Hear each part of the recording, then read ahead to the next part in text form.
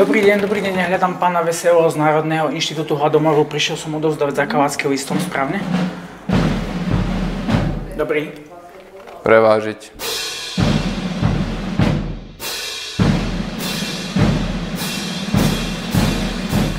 Čo mám urobiť?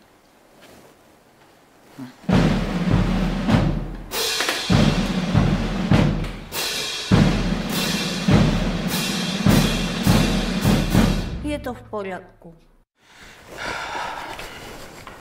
Môžete mi odovzdať váš zakávačský list. Nech sa páči. Ďakujem. To sa tu zaarchivuje. A vydávam potvrdenie, samozrejme. Keď už nemôžem ísť, tak mi dajte aspoň vodu! Docentúre. Ďakujem. Gratulujem. Ďakujem. Udržať.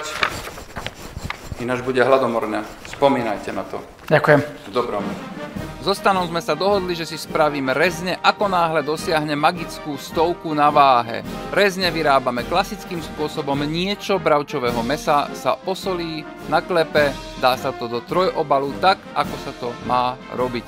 Samozrejme, porcia musí byť primeraná tomu, čo chceme dosiahnuť vo výsledkoch. To znamená žiadne opulentné žranice, ale korektné, malé porcie, primerané. Rezen sme nakoniec vypražili a podávali sme ho klasicky so zemiakmi s petržlenovou vňačou. Stano, vítame ťa medzi nami docentami. Ty si bol doteraz nadcent, teraz Ďakujem si podcent. pekne. Ďakujem. Gratulujem. Ďakujem. Čo si navaril?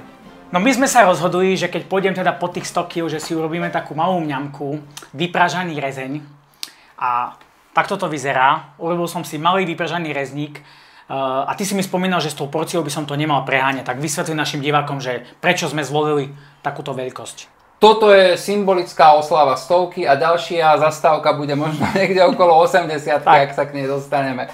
Takže ak si dáte niečo podobné, dobrú chuť, a radšej si dajte tofu alebo zeleninu. Ďakujeme, dobrú chuť, majte sa. Tak, video natočené. Natočené? Dobre, vieš čo, daj toto pre Žľubka dones rezne, však veď normálne porcie, to nemý. Zober si.